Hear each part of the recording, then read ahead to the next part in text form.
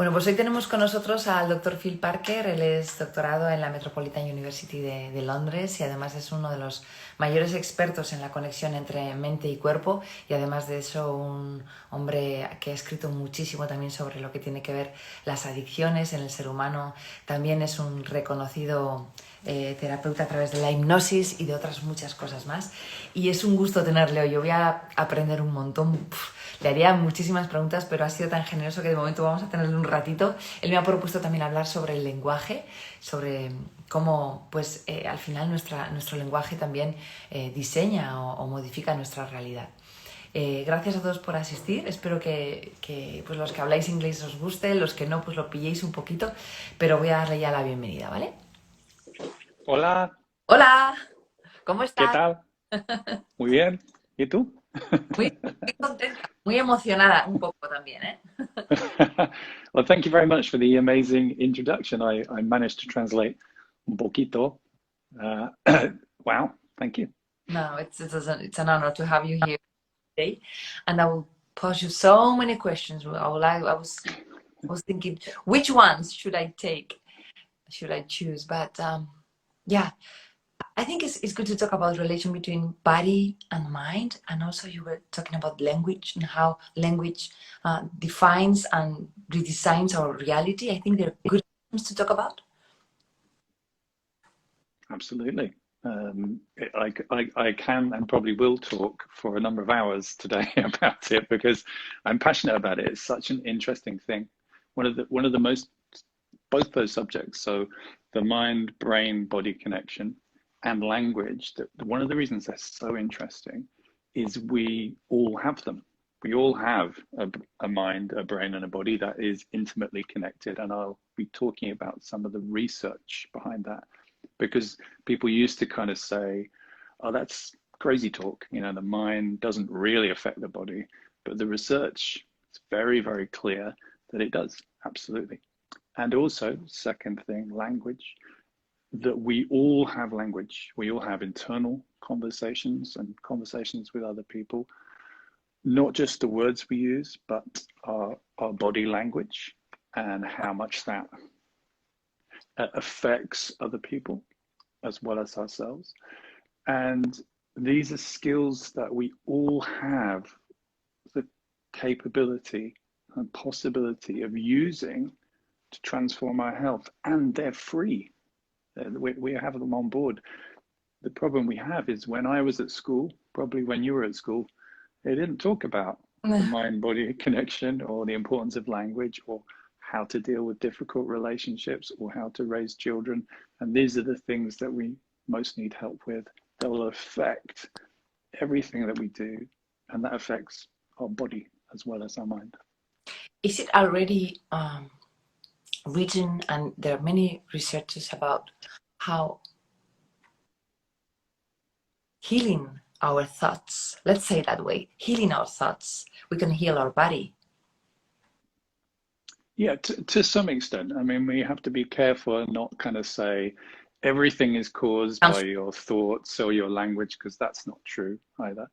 But it is true that our mind plays a huge role in how our brain functions, and our brain affects our body. And also the other way around, that our body, so what we eat, how we use our physical body, how much exercise we do, affects our brain, which affects our mind. So one of the big conversations is to remove these divisions between this is separate from that. This all comes from the work of René Descartes a long, long time ago. So René Descartes, the French philosopher, was really interested in trying to understand how the world worked, to try and measure things. So he said, well, clearly the body must be different from the thoughts and the mind, because I can weigh the body, but I can't weigh thoughts. I can't observe them in the same way. And so in Western medicine, we hung on to this division between the mind and the body. Kind of like we cut here, we don't listen to what the body is trying to tell us. And there's so many we should get. How we do to get ready to listen and to be open to what the body messages or signals are? How we do that? I think there's two ways to do it. One is some people are already part of that conversation, and they would be happy to, you know, sit and think and pay attention.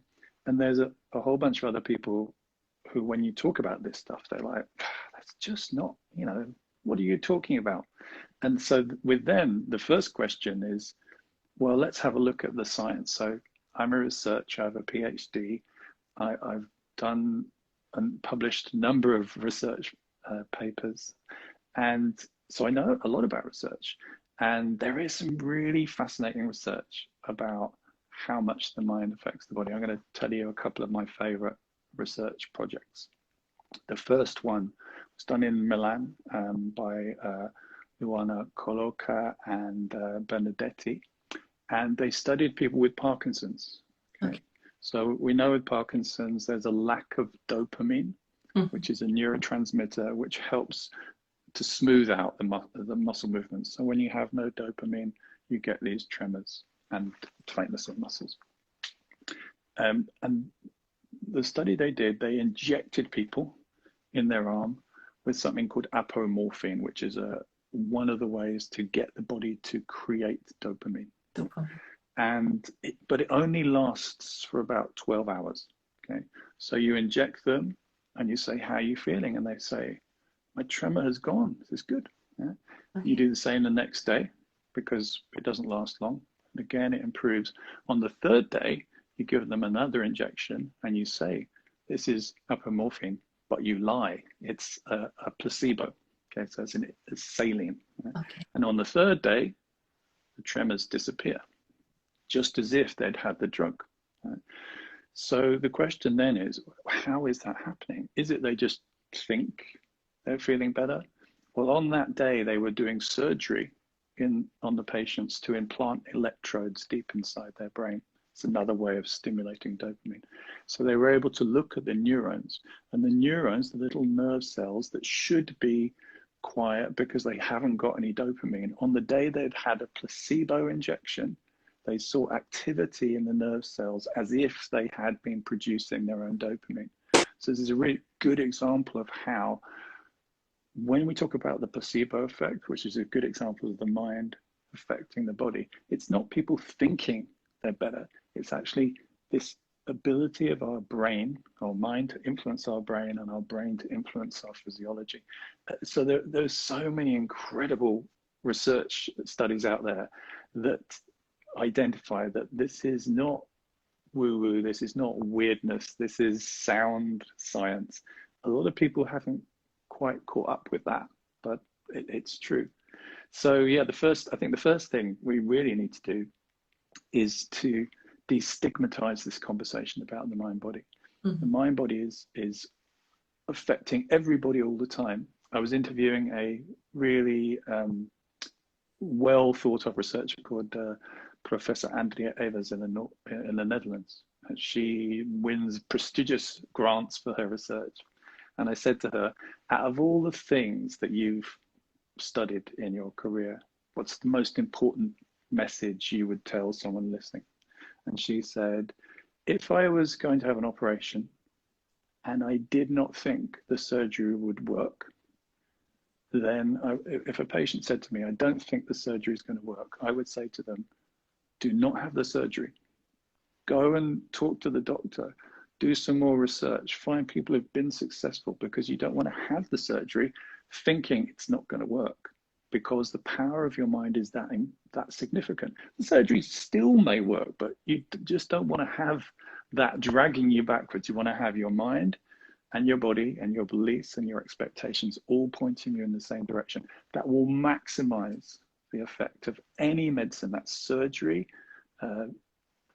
whether it's injections or taking pills or psychotherapy or anything. Everything is influenced by how you're thinking, how your brain works. Wow. I have to thank people who speaks English is translating our conversation. Gracias. Gracias. Traduciendo, intentando, así me evita a mí también tener que ir con nada. Gracias a todos. Thank you so much, everybody, for being translating all the things they're doing. Thank you. Well, let's talk about conscious and unconscious. Wow. I always thought this is something I think.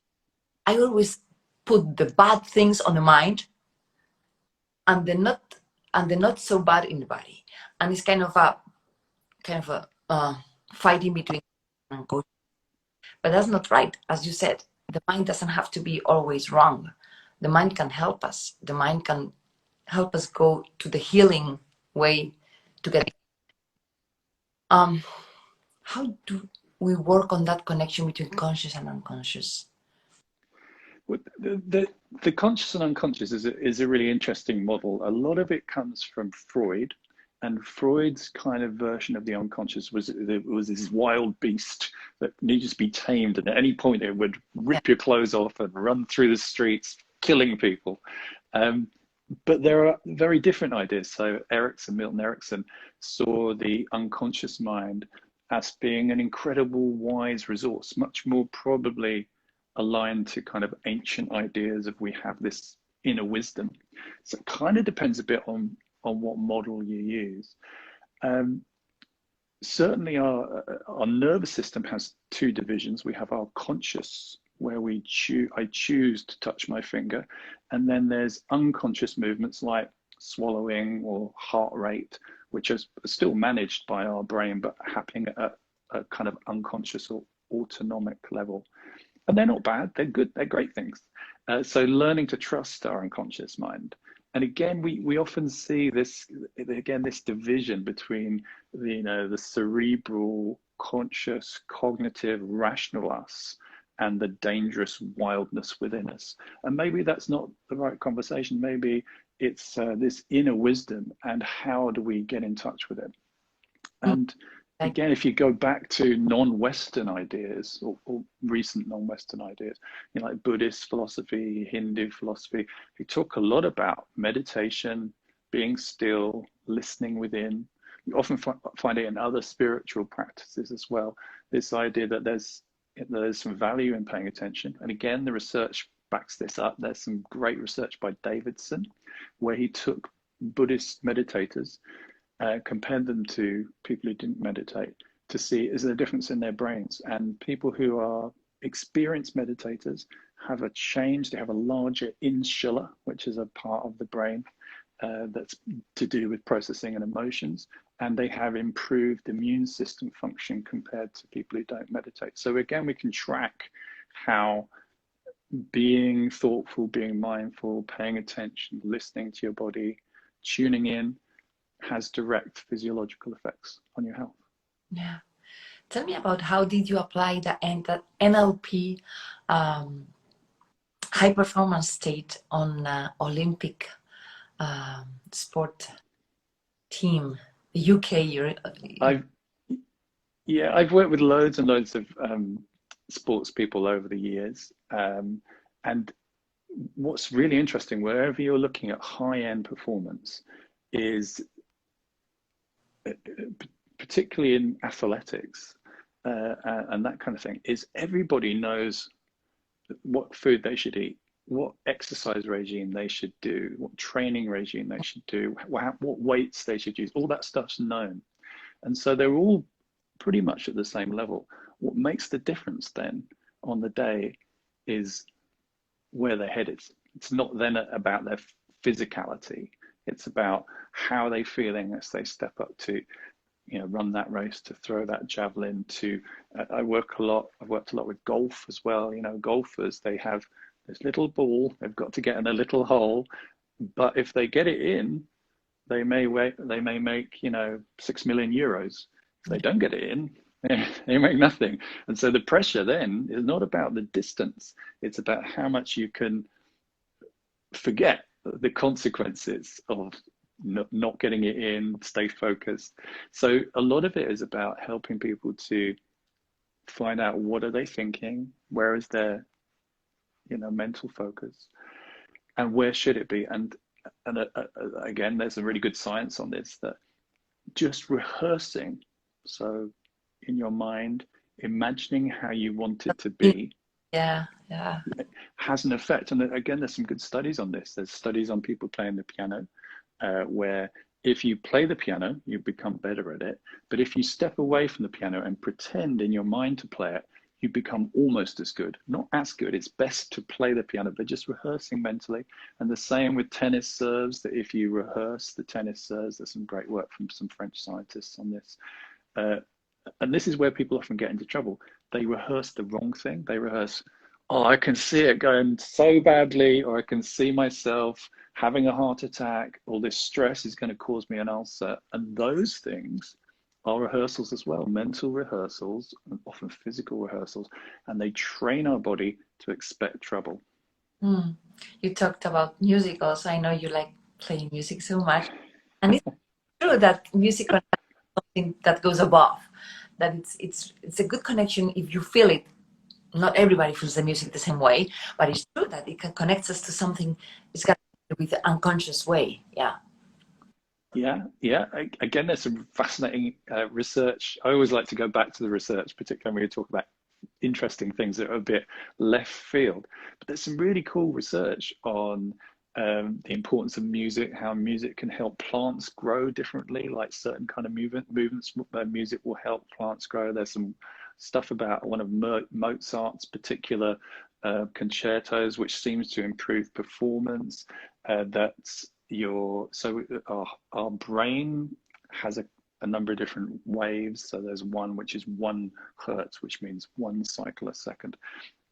And if you have music or a sound that matches that, the brain kind of pays attention to it and settles more into that state. So there are lots of stuff that's going on physiologically, which may explain why music is so important to people. There's no kind of good reason, there's no economic reason why we should be interested in playing music, but we play music because it does something to us. It moves us in some way, as does art, things like that, beauty, nature. I've done a lot of research into why nature is really good for us. There's some fascinating stuff. Where do you live, Anna? We live in Madrid. Where you live? Madrid. So you're not near the sea. I can tell you lots of interesting things about the sea. Why being by the sea is really, really good for us. Yeah. I was thinking about people singing in chorus when they sing. How you try to modulate and tune the other, and it's such a good exercise to feel not only the breathe and the music and the sound, but also the energy and the vibration that each time you sing together, something special happens, and it comes to the audition too, and it's beautiful. That's great. Well, also there's a hormone, coming back to the science again. I mean, just singing together is a brilliant thing. There's something quite magical about it.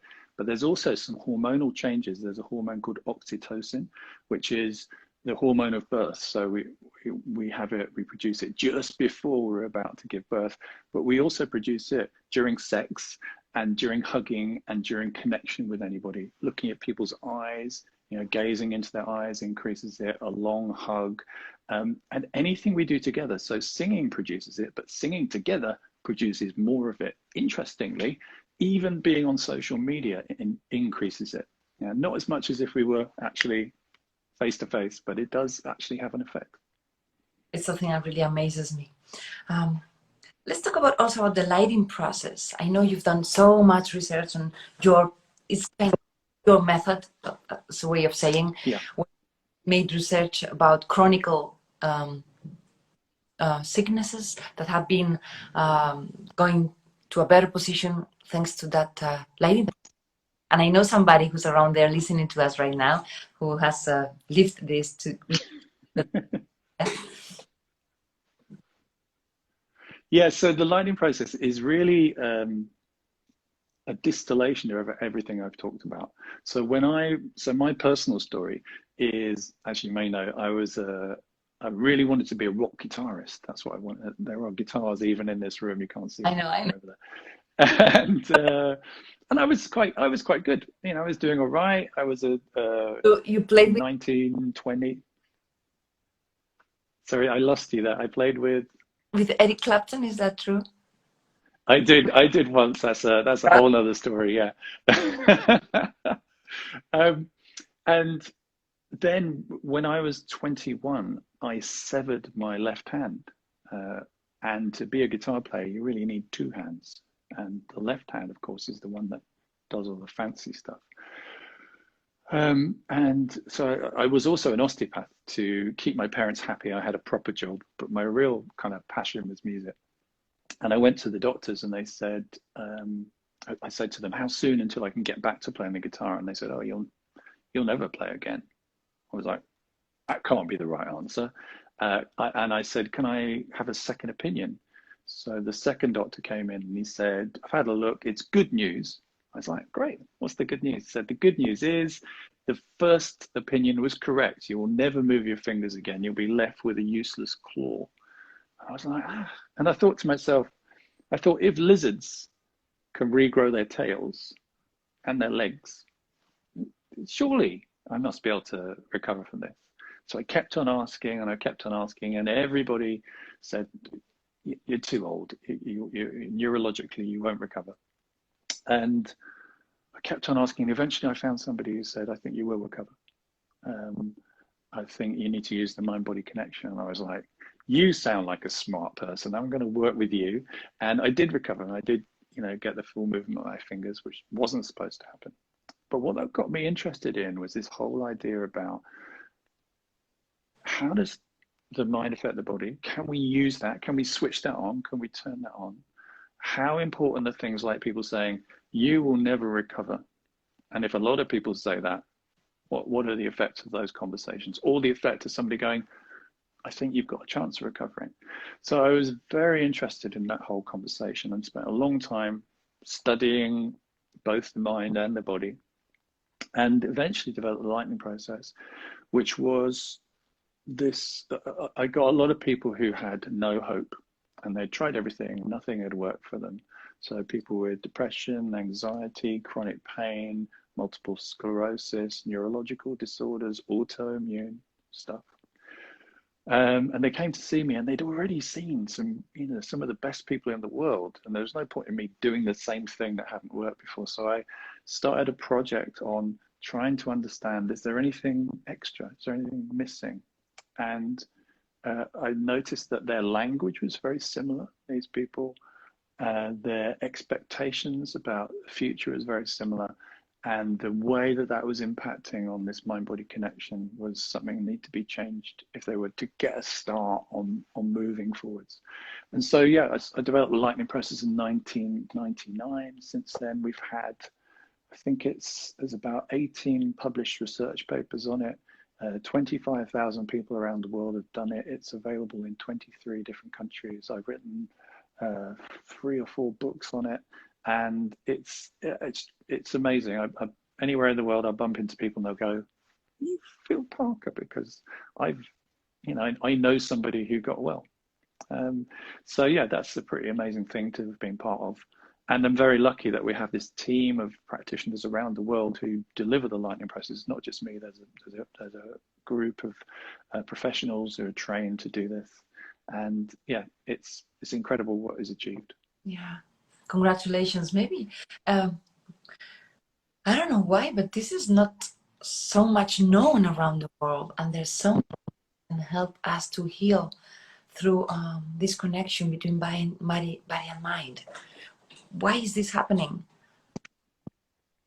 I think it's partly because of this whole Western medicine focus. I talked about René Descartes, the separation of mind and body. So if you go to the hospital with 2 different problems, so an eye problem and a foot problem, you will need to see 2 different doctors, because we don't see the body as one, we see it as separate. And if you have a mind problem and a body problem, you definitely go to 2 different hospitals. And coming back to René Descartes, it's funny we hooked onto this idea he had because he had lots of other crazy ideas. He spent a lot of time looking for the seat of the soul, which is quite an unscientific, thing to look at. And he thought it was in the pineal gland. But we don't keep on talking about that, but we still keep on talking about this mind-body disconnect. So Western medicine got hooked into that a long time ago. It's slowly turning around and going, well, maybe there's something to this. But there's a lot of people who are still bought into that. And the idea that if you have this kind of problem, you have to go here, rather than maybe we need to look at this in a bigger way. I have a lot of connections with people in hospitals and researchers who are completely, this is there's somebody I know in America who's called the happy heart doctor, he's a cardiologist, and he spends all his time talking to people about how you need to be nicer to yourself. That's the first thing you need to do. You need to calm down, because we know these things have a direct effect on your heart. He looks at, heart from a medical perspective as well, from a drug perspective, but he says this is something you could do every day, every second of the day. The pill will only work. The pills are like, hammers. You have 1 or 2 a day. Your life varies every day. If you can find ways to calm yourself down, to make yourself happy, to connect with what's important for you, you can do that any time of day. You don't have to do it twice a day or once a day. As you said, the inner wiseness, right? When you really listen and you stop and you decide what's important, sometimes your life goes through another direction, which is more coherent, goes on its way. The path is clearer, and your direction goes more focused. And I don't want to say with this that maybe all your sicknesses will be healed, but most of them will be on their place, and you can go healing slowly. There's a really interesting thing in positive psychology called post-traumatic growth. And post-traumatic growth is pretty much what you just talked about, which is when people have had a crisis, a health crisis, a life crisis, quite often afterwards they'll go, that was a bad time, but I'm kind of glad that happened. Sounds strange to say it, but I'm thankful that occurred, because I never would have headed in this direction, and that's where my life is, and that's where my life needed to be. And sometimes the body will kind of go, oi, you, stop, listen. And when we don't listen, symptoms will often get bigger. Very often you can trace a history where it's like, it's not surprising you've ended up here, because there were signs, whether it's medical signs or mental wellness signs. Again, the problem is we're not trained to deal with that, and medicine doesn't deal with that. The medicine goes, it's not serious enough yet, go away. Come back when you're really sick. Yeah. Signals, just to be open to listen to them. They happen to you and they come to you. Like you said, it can be you break a leg, or maybe you don't see well, or sometimes you got stomach, or maybe you have an accident. But there are different signals that tells you that you're going on the right way, and you also know it. Your unconscious know it, but you didn't stop to listen to it, maybe because it hurts, or you don't feel strong enough to face it. But there are signals. I think we've all had that in our lives where we kind of knew we probably should have taken a different turn, and we didn't. And our friends, when we finally do, our friends go, oh, finally, because they've seen it. And it's very difficult to tell people who are not ready to hear truth, It happens in relations, it happens in the couple, and it happens in the work, professional relations. Before we go and we talk about language, because I want to listen to you about this ser and estar and everything. You really surprised me when you posted that. Before, I know you helped so many people on addictions, mostly alcohol addictions, and personally, it has been a nice way for you. Beautiful transition on your professional way to feel that you're helping people. How did you personally feel that? What kind of happens with the work I do is people come to me and they knock on the door or email and say, I have this impossible problem nobody knows what to do with. And that's usually how we get interested in new ideas. And addictions is one of those ones. And in my PhD, which was on addictions, the statistics for recovery are awful. They're dreadful, considering how much money and time is spent. The chances of recovering are quite small. And so we started to look at it and to think, is there a better way? Is there something else that can be done? And in the RCT, the trial that I did, the study I did, we showed that using the ideas of the lightning process, which are about being aware of the kind of way you're thinking, the way you're operating or behaving, making choice to operate differently, to think differently, being nice to yourself, starting to be compassionate and kind to yourself, which is very often missing in health and addictions. People are very tough on themselves. And then spending some time thinking about, well, where do I want to be going? Where do I want to be pointing my body or my brain? And how can I assist it to help move it in that direction? We managed to get people getting much, much better, what's called statistically significant in research terms, but a good result of people improving compared to what their treatment would normally be. And one of the reasons this is so cool is in addictions, or substance use, they used to be like, how do we stop the addicts or the people with substance use disorders killing themselves or getting illness? And from a kind of societal point of view, stealing from people, you know, that was a big problem. And they moved that whole conversation to, actually, when you help someone to stop using, that's the start, that's not the end, because it's quite easy to stop. The problem is, how do you stay? And so in positive psychology, there's this idea of flourishing. Flourishing means to live a good life, a life with purpose, according to you, a life of fulfillment. And in the UK, there's a government agenda which is about bringing in recovery capital, which means having good relationships, having a secure job, having a nice family unit. And these things are the kind of glue that allows people to sustain their well-being and to stay out of addiction and to move back into being, you know, the people that they always wanted to be. So yeah, it's an amazing thing to work with, because, you know, one day I'll be working with an elite athlete or an explorer or a CEO of a company. Then I'll be working with someone with health issues, and then I'll be helping somebody who's living under a bridge, you know, in a city. And they've all actually got the same thing, you know, which is they haven't got the skills, never got taught the skills to work out how do I deal with this stuff? This is, you know, nobody sits you down at school and goes, this is what happens when you find yourself addicted to cocaine. This is what you need to do. That's not part of the studies. Yeah.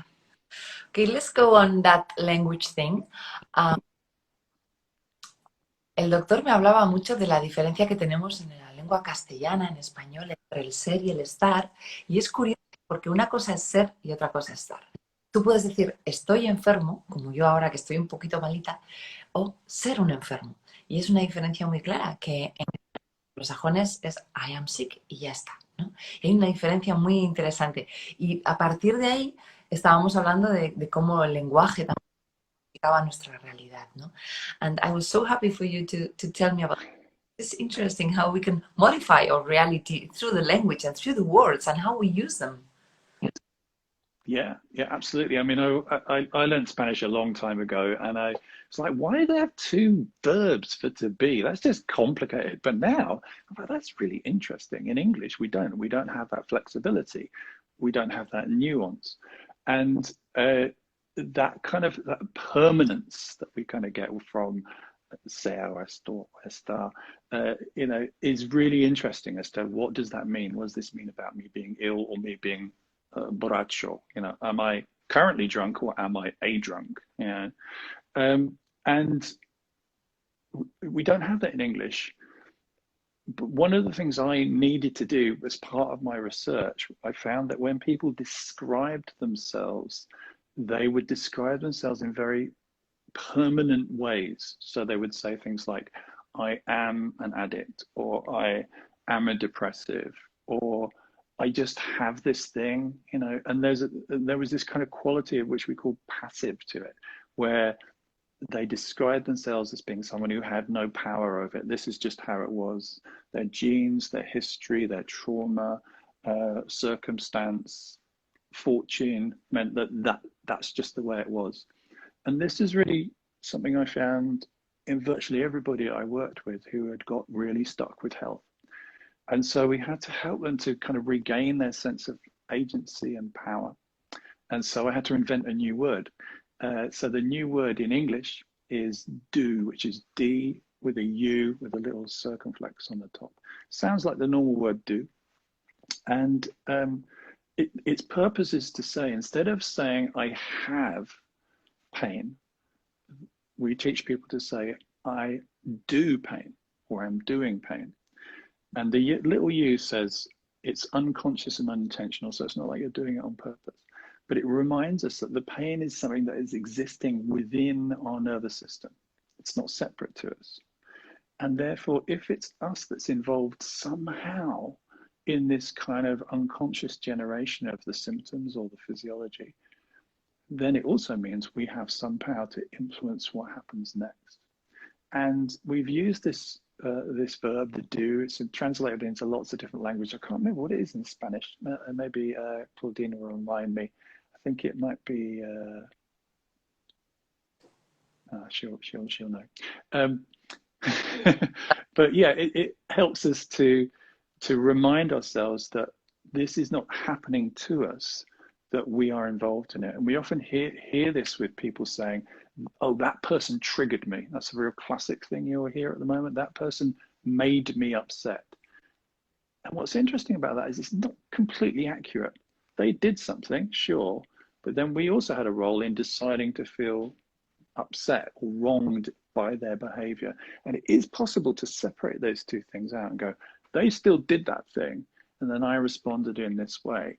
Because the thing we can't change is them. The thing we can change is us.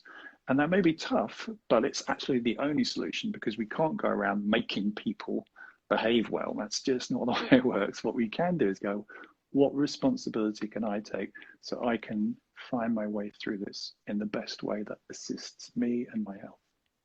It's Claudine saying provocar here.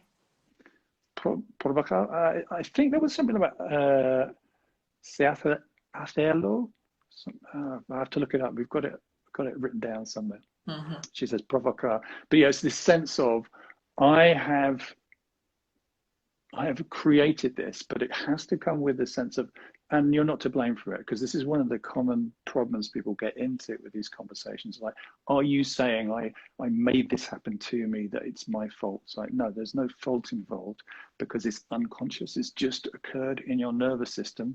The important piece of the information is, because it's occurring in your nervous system, then we move to, well, then there must be something I can do about it. So a classic example of this is where people say, I am stressed by the world economy. Okay, so the world economy is stressing me. And we can see, again, that's not completely accurate. It's not the world economy that's stressing us. It's us that's stressing us. Yeah? So sometimes we can have a nice fiesta and we're not thinking about the world economy and we're having a lovely time. The world economy is still doing what it's doing. So we can see that our emotions are not actually dependent on the world economy. So instead we should say, I am doing stress. And if you just try this out, whether you're using English do or estoy, I am doing stress. It reminds us that, oh, it's me that's doing the stress. And therefore, I can choose if I can have some skills on how to respond to this situation in a more useful way. Because what the world doesn't need is more people doing stress, more people in stress. That's not going to help the situation. Being able to choose how we respond is one of the most important things we can do. I was thinking that in Spanish we say, imagine, este trabajo, this work is killing me, right? Yes. Yeah. What are you going to do about it? No, it's the work killing me. It's really the work. Yeah.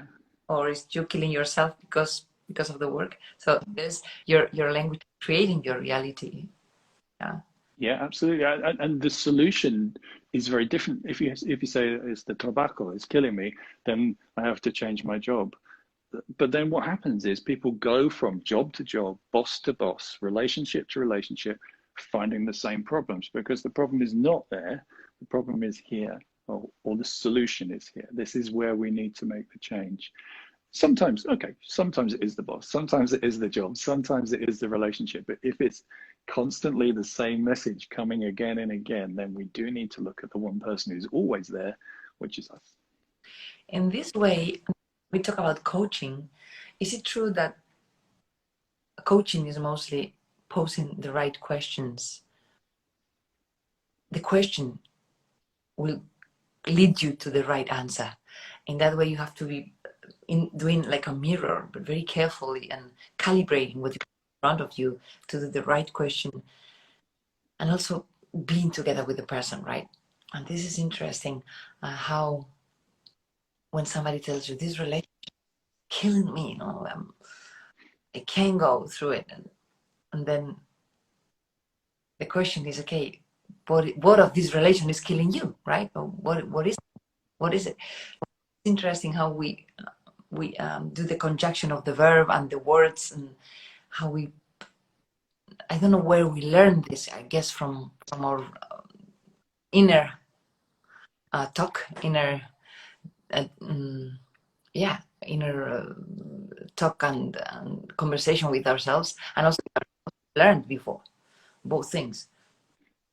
There are so many interesting things you say there. First of all, yes, absolutely. Coaching is about asking really good questions. And people generally are bad at this. People often want to tell people. So somebody goes, my relationship's killing me. They said, you should leave, or I'm not surprised. I've told you that so many times. We love to give advice because we're trained to think that's the most effective way of communicating. But the smart way to communicate is to think, what question could I ask them that will get them to find that answer that I'm dying to tell them? Because if people tell you answers, we don't tend to do it. But if we tell ourselves the answer, I know what I need to do, then we're more likely to do it. So that's a really, really important thing. There's also a whole conversation about, we have to be careful of our language. There's some studies that say, if you use the word pain, it will light up the neurology of pain. Okay, and that's the same whether you say, so my dog is just there, or I often talk about my dog, I have to say this very quietly, she knows the word for walk. If I say, do you want to go for a walk? She's like, oh yeah, I do. Right? But if I say to her, look, I'm talking on Instagram to Anna, I can't take you on a walk. She hears the word walk and gets really excited, right? And our brain is the same. So if we say, I don't want any pain, it's the same as saying, I want pain. The brain hears the word pain and sparks up the neurology. So if somebody says to you, my relationship's killing me, you don't actually want to repeat that back to them. How is your relationship killing you? Because now you've heard that twice. Okay? So we need to be more thoughtful about our conversation. And there's another really interesting bit of research, which is when people talk about, and I'm sure this is the same in Spanish, it seems to be in most languages around the world, about social pain, so like criticizing, conflict, difficult relationships, they often describe them in very physical ways. They'll say, I felt stabbed in the back. I felt like somebody had punched me in the stomach. I felt my heart was ripped in two. And the researchers said, why do we describe social pain, criticism, conflict, in very physical words? And they looked at the neurology, and what they found was the neurology of pain, which allows us to process and experience pain, is the same neurology that's used when someone criticizes us. So someone criticizes, it actually triggers the same neurology. And they did a study where they gave people painkillers, and when you have a painkiller, it reduces how stressed you are about criticism. Now, I'm not saying that we should just pop pills to deal with criticism, but it's interesting how physical, again, this line between mental and physical doesn't exist. It's all part of the same system. Once I remember talking to Nazaret Castellanos, she's a researcher here in Spain, so much. She explains things so well. And I asked her why and when happened that humans really got like a big cut between mind and body. Why and when happened? When happened? And she said something interesting about how important the philosophy was for the Greeks, and how Descartes and all these writers started to give protagonism to the thoughts and to the logistics and to all the philosophy. So the body got into a second place, right? And we forgot about the connection, and we only thought that the important thing was this and not this. And now they're researching and trying to find out what relation is there between the heart and the brain. And there's millions of neurons going up and down, connecting and sending messages happening. So this connection shouldn't happen ever, but it happens. So right now we're kind of misunderstanding the world and surrounding. Yeah, I mean, there's so many interesting bits to that as well. So the vagus nerve, which is what you're talking about, which is one of the major cranial nerves, runs from the base of the brain down through the body, and it's called the vagus because it's like a vagrant. It wanders just about everywhere. It goes all the way down Yeah. to your gut, to your pelvis, going past your throat and your heart. And what's interesting is 90% of the information traveling in the vagus is traveling upwards. Okay, so it's information from the body to the brain. They did some studies, you know, those little yogurts you can drink that are good for your digestion, probiotics. The people who took the probiotic yogurt, it improved their brain function because as the vagus nerve started to give information to the lower parts of the brain, improved brain function. There's also some interesting stuff. I don't know if you read about the work by Heart Math Institute, but basically every electrical circuit produces a magnetic field. Okay, so you'll put your iPhone near your TV and you'll get a kind of interaction. Well, the brain is obviously huge amounts of electricity in it, but we have our skull that insulates it, but the heart isn't. We have the rib cage, which has lots of holes in it. So the electromagnetic field of the heart is about you can be detected 4 or 5 meters away, 4 or 5 feet away. Okay?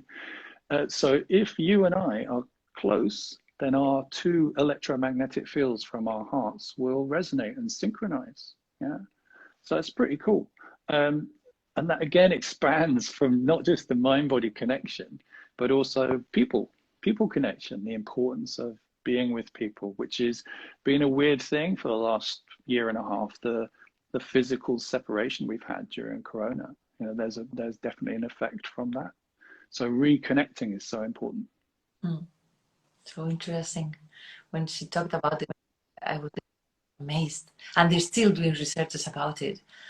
And there's so many information coming up to the brain through the vagus way, and it's interesting. So much information going up and down. Where should we start from? There's people listening to us. Maybe they want to know how to start to do exercises or some tools to be aware of what the unconscious signals could be. How could be aware of, we were talking about meditation, mindfulness, quietness, sports sometimes is good also because it starts to listen to your body. Meant for that. The first thing I would do is pay attention to your language. Okay. The words, because often with words, we don't consciously choose them. You know, we just, my dog's barking, she's dreaming. We don't usually choose the words that we say. We just say them, usually through old patterning and old programming. So what we need to do is be more aware, more conscious of the kind of conversations that we have. You know, the other thing I would say is check in with yourself. Answer this question, which is, if you treated your friends like you treat yourself, if you treated your friends in the same way you treated yourself, would you have any? So if the conversations you're having inside, like, oh, you're fat, you're ugly, you're stupid, you're slow, you're an idiot, if you have those kind of basura conversations, garbage conversations, if you said them to your friends, they would run away. I don't want to be around you. You're not very nice. So maybe we need to look into that and ask ourselves, maybe I need to be nicer to myself. And I think that's a really simple but such an important thing. Being kind to yourself is like step one in any healing journey, any journey of change and inspiration. And I think another thing that's very cool is to be curious. So when you come across something that's unfamiliar, when you come across something that doesn't feel right, be curious about it. Don't necessarily say that's wrong or run away from it, but kind of go, oh, that's interesting. So when you meet someone who has a very different position from you, be curious. Don't judge it. So don't judge yourself. Don't judge others. I think that's just such a great place to start, because there's some really interesting research about how being kind increases the wellness of your genes, the telomere length at the end of your genes, which is one of the things that you can measure aging by. It affects your cardiovascular health. Loneliness is one of the things. So bad relationships is one of the biggest factors in reducing longevity. People who are happier have an extra 10 years of health compared to people who are not happy. There's such amazing stuff out there that really all points in the same direction, which is be nice to yourself, be nice to others. That's a great place to start. Before we say goodbye, I would like to know what other researchers you're doing now, and if is there any revolutionary stuff that you would like to talk about? So the latest bit of research we're doing at the moment is into long COVID. So when you've had COVID, a percentage of people go into long COVID, which is fatigue, inability to think properly, often not able to stand, not able to cook, look after the kids, just almost like somebody's switched off the batteries. And what's interesting in the research is, if we go back to 1918 to what they called the Spanish flu, although it's not anything to do with Spain, the worldwide pandemic, the same thing happened. 50% of people who survived the pandemic never worked again. The same with the Ebola virus and the SARS virus. Huge amounts of people got over the virus but never recovered. So we've started to do some research, very early research, which we're trying to get published at the moment. And we've probably seen a couple of hundred people so far with mostly really, really great results, making changes. So that's very exciting, because that's another condition that Western medicine hasn't really got a solution for. They're like, you've had the virus, you've got rid of the virus, we don't really know why you're not well. We've also done some recent research with people who've had cancer, and they had cancer and got well through chemo and surgery. And again, a side effect of that is long-term fatigue, and nobody knows why. So you've got over the cancer, but you can't do anything you want to. And the most recent research coming out of Norway, small scale research into lightning process, but has found remarkable and statistically significant changes with people who've been ill for 5 or 6 years suddenly being well again.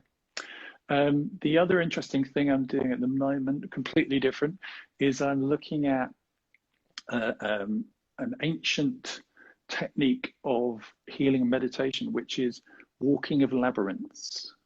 So a labyrinth is like, I'm sure you have them in Spain. You walk in a kind of interesting kind of circular pattern. And I've been looking into some of the research behind how that affects. So there's a difference between mazes. Mazes are where you have lots of choices to make, and that stresses you out. Actually walking a labyrinth, which has just one direction and no wrong turnings, is very good for you. It actually reduces your stress levels.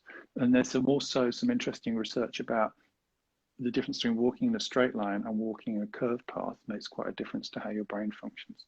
So I'm developing some interesting approaches utilizing some of those really, really ancient ideas about, because some of the most ancient labyrinths, pictures of labyrinths are like thousands and thousands of years old. So it's one of those things, a theme that appears in cultures across the world. So yeah, those are the kind of things I'm up to at the moment. Suddenly I was imagining you with the labyrinth and people putting them through, getting lost in. Yeah, there's lots of stuff you can do. It's very, very interesting how you can combine something that's so ancient with some new ideas about how the brain works. Yeah. Wow. Okay. Thank you so much. I don't know if you want to add anything else. We say goodbye. No, I'm good. I mean, I could talk for hours about, as you can probably tell, about everything, because I'm just so interested by what's possible. My message to anybody listening, if you want to get in touch with me, please do. I'm on Instagram. Just drop me a DM. If you go to my profile, you'll see the page that links to everything that I do. But if you've got any questions, do ask. Very happy to help. And I think, the thing I said earlier about be kind to yourself, be kind to others. I think that's such an important and underrated thing. And the cool thing about kindness is the more kindness we have, the more kindness there is. It's not like money. Like if you spend it, there's none left. The more you have, the more there is. We had a chat about that yesterday. There was like 2,000 people with Victor Coopers, who is very well known here in Spain, and he wanted about kindness. Kindness. He said, "Be kind, be kind. It's good for you. It's good for others. Makes you feel better. You have reasons to be kind, and be thankful, be grateful." And yeah, this is an inspiring word. Yeah. Thank you so much, Doctor. Anybody wanting to know more things about him, follow him. He's got good courses also, I guess in UK, but you can go and learn.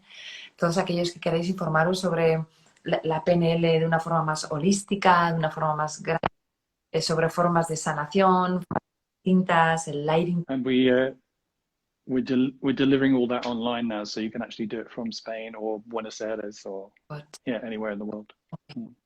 Okay, so don't miss him. Follow him and learn, not only from him but with him, because it's such a big pleasure. Really, thank you, Phil. I hope you were good and comfortable with us, and thank you. Sí, con mucho gusto. Muchas gracias. Hasta luego. Bye bye. Gracias. Chao.